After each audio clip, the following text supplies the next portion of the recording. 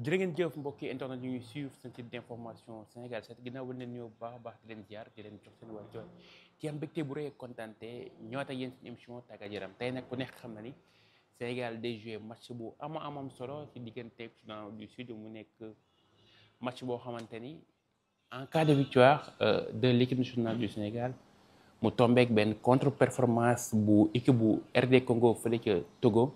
Sénégal dina mën a décrocher li nga xamante ne mooy qualification pour la coupe du monde pour la 4e fois mais une 3e fois consécutive si loolee nag gaynde yi ñoo ngi depuis Juba depuis lundi fa lañ defee seen regroupement démb def nañ seen dernière séance d'entraînement dernière séance d'entraînement bi nag à huis clos la nekkoon si loolee nag dañ leen indil li nga xamante ni moom mooy 11 probable bi nga xamante ni mooy moom la Pape Thiaw nar a fubalee tey ci digganteeg Soudan du Sud si camp yi dañuy ñëw ak l'expérimenté Edouard Mendy moom mooy nekk ci camp yi au niveau de la charnière centrale le duo Kalidou Koulibaly ak Moussa Niakhaté bi nga xamante ni actuellement il renaît forme bi nga xamante ni moom lañ ko xamee woon moom la nekk di jëlaat actuellement ak Lyon muy def saison bu exceptionnelle sur les côtés gauche ñi am ki nga xamante ni mooy El Hadj Malick Diouf borom baraada bi nga xam ni xel yi rek la mën sur le côté droit ñu am ki nga xamante ni moom mooy Krépin Diatta le couteau suisse de Pape Bouna Thiaw bi nga xamante ni mën naa ne moom mooy le soldat de l'équipe nationale bi nga xamante ni capable na jouer ci poste yëpp milieu de terrain arrière comme attaquant. Au niveau de l'entrejeu bi nga xamante ni suñu entrejeu bi gis nañ blessure yi nga xamante ni moom lañ am gis nañ dañuy ñaax Pape Gueye tey parce que cumul de carton bi mu am Lamine Camara nekk fi Habib Diarra. Au niveau de l'entrejeu nag dañuy def 2 pointes basses ak ki nga xamante ni mooy Idrissa Gana Gueye ak Pape Matar Sarr si kanam ñu am ki nga xamante ni mooy Iliman Ndiaye Ilichou. Au niveau de l'attaque ñu am le trio Sadio Mané Ismaïla Sarr ak ki nga xamante ni mooy Nicolas Jackson tey nag suñu gante yi match bu métti moom moo leen xaar parce que actuellement Soudan naaj bi dafa tàng jër te ci gazon synthétique dañ koy jouer ñu bëri ñoo ngi laajte la moo tax match bi yóbbuñu ko 17h wala 18h wala defuñu ko guddi parce que stade Soudan bi amul lampe moom moo tax ñu préféré ko jouer 15h foofu noonu mu nekk 13h fii ci Sénégal. match bi nag am na solo match bu ñuy joué match bu am solo la ñuy joué te ki nga xamante ne mooy Sadio Mané le meilleur buteur de l'équipe nationale du Sénégal actuellement moo ngi traversé benn moment mu difficile parce que moo ngi toog 1 an yoo xamante ni Sadio Mané dugalul avec l'équipe nationale du Sénégal loolu ñu gëj a gis lool Sadio Mané gëj a dugal avec l'équipe nationale du Sénégal bu ñu fàttali ko le dernier but de Sadio Mané moo ngi nekkoon match Sénégal contre Malawi bi Sadio Mané di offrir li nga xamante ne mooy la qualification à la CAN Maroc 2025 mi ngi dugal coup franc à la 94e minute de jeu boobu ba léegi Sadio Mané moo ngi wëraat but avec l'équipe nationale du Sénégal te loolu le 15 octobre la woon actuellement ñoo ngi le 10 octobre.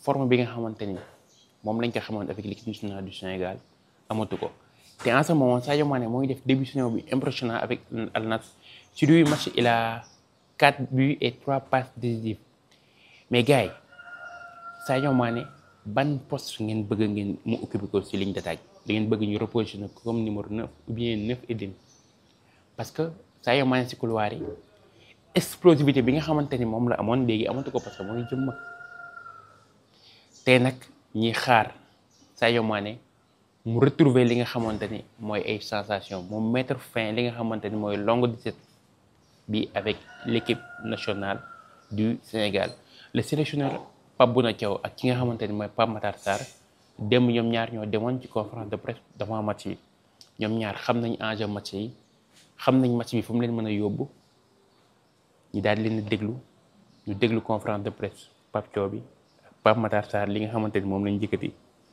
ci match bi daal di ñëwaat. Chaleureux et aussi qui nous a permis de venir 4 ou 5 jours avant le match et se préparer ici. Et voilà, on sait que c'est très rare de voir ça en Afrique. On tenait à les remercier pour ça.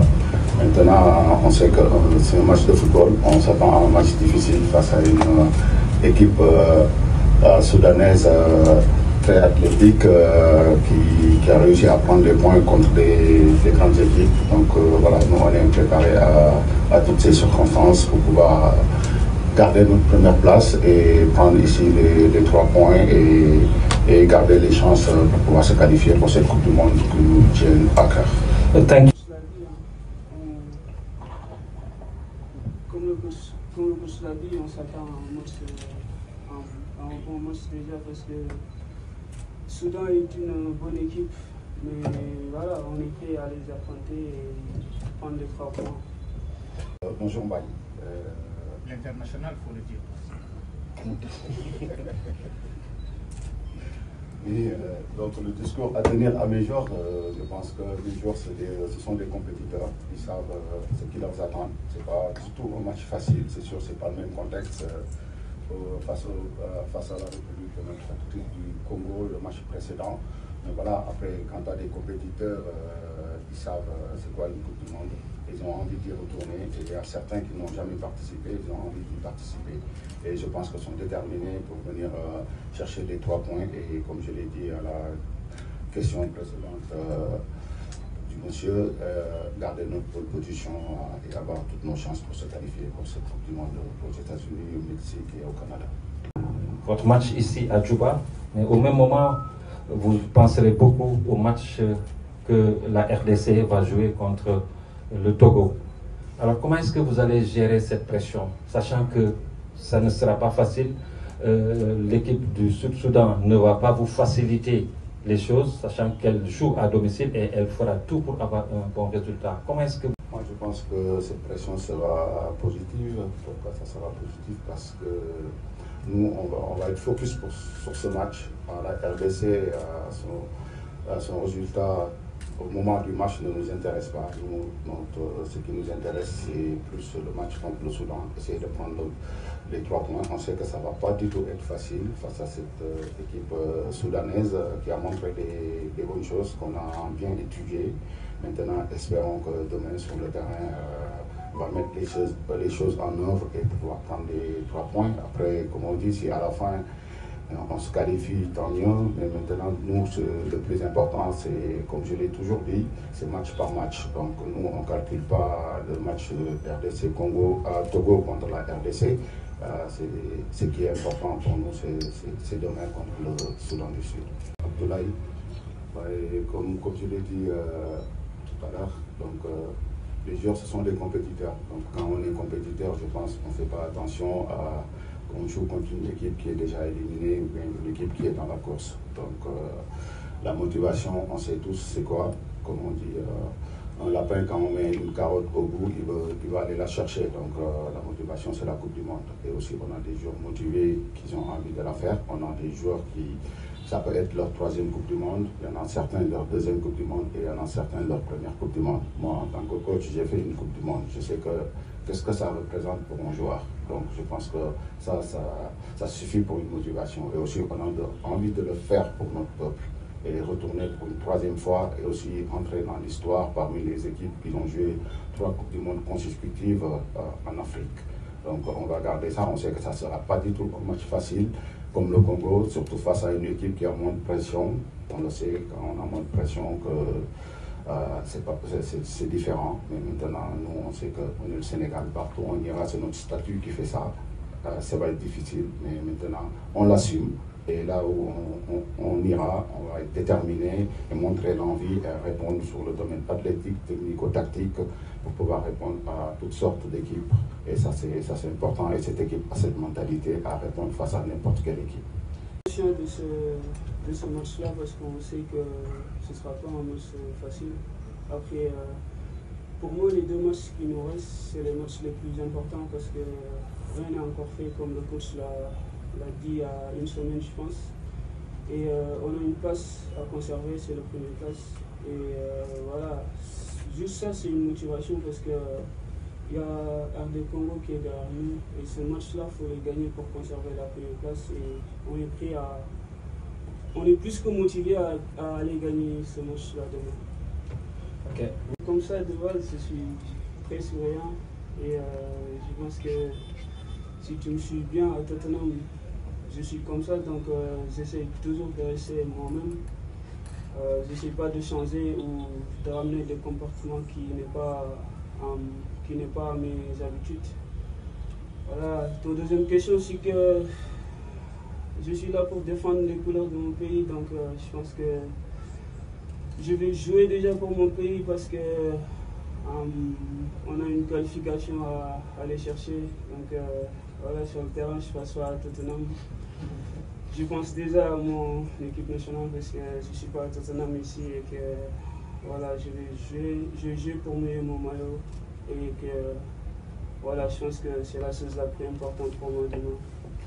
Parce que déjà damay saluer jàmbaarte xale yi te boo amee ay xale yoo xam ne ay jàmbaar la pare nañ pour bàyyi seen bakkan ci terrain bi pour seen dëkk. Je pense que fépp fu ñu mënti dem xar kanam boobu la ñu wane. bu jot Congo am na yeneen match yu bëri yu doon ay match de référence nga xale yi wane lu leen seen dëkk jaral pour ñu def yooyu performance. Je pense que tey jii surtout xam na ni ñaari journée moo des ci éliminatoire Coupe du Monde te yàlla def nañu ñoo nekk en pole position et xale yi am nañ envie offrir loolu seen dëkk une qualification Coupe du Monde. Tamit ñenn ñi ci xale yi def nañ ñaari Coupe du Monde am nañu defaat ñetteel bi ñeneen ñi nañ defaat ñaareel bi am na ñoo xam ne suñu def leen def tamit pour xam Coupe du Monde xam ni moom mooy compétition bu ëpp solo ci football surtout pour sa dëkk nit bu ñu joué compétition bu gën a bëri noonu donc surtout tamit xam nañ tamit li ñuy def ci dëkk côté négatif yéen ak tamit côté économique ak tamit bépp fànn donc xale yi sont prêts daal pour wane loolu ak tamit man en tant que coach tamit def naa ko en tant que joueur et xam naa nu mu mën a def nu mu mën a andi si joueur nu mu mën a andi tamit pour sa dëkk nu mu mën a andi tamit boo demee ba bàyyi football donc xale yi am nañ confiance boobu et tey jii am nañ envie de chercher ji loolu pour dëkk bi surtout defar loolu pour suñu dëkk incha allah et ça va passer par match de suba boo xam ne waruñu am benn état d'âme c'est ñëw wane xar kanam bu ñu yàgg a wane bu ñu mënee sa def plus ñu def plus pour ñu mettre point yi suñu dëkk. donc ñun ñëpp constaté nañ ni Japon présent wu tey jii suñu fédération def na lu mu war a def notifié na club am ni comme quoi que absence am nekk fii mais comme on dit l'affaire suit son cours donc dañuy bàyyi ñu war a gérer. Merci.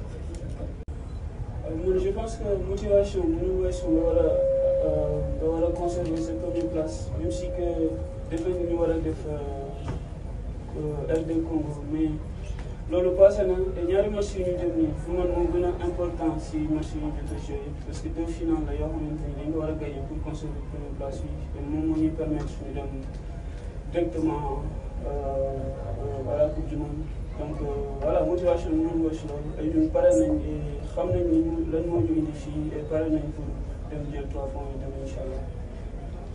Équipe nationale importance bi mooy ñun ñëpp nekk à la service du coach ak essayer ku nekk indi li nga am ci équipe nationale bi man ñëwuma fi pour concurrent ak kenn parce que on est tous des joueurs de compétition donc tey bu ñu fi ñëwee fii c'est pour le bien de l'équipe nationale et que après comme ni nga waxee ku ñëw fii bëgg na jouer mais loolu coach bi moo ko yore man ba mu ñëw juste que voilà bu ñu dugalee 5 minutes ma jël ko donc pour moi loolu moo important tey que concurrent ak ku nekk fii on n'est pas des concurrents fii suñu nekkee suñu club yi nekk ñëpp dañuy liggéey foofu pour après ñëw équipe nationale pour défendre ko et je pense que loolu moo important quoi pas des concurrents et tout et que coach bi mooy xool après ñu gën a pare ak lu cohérent pour ñu mettre en place pour ñu mën a gagner suñu match yi.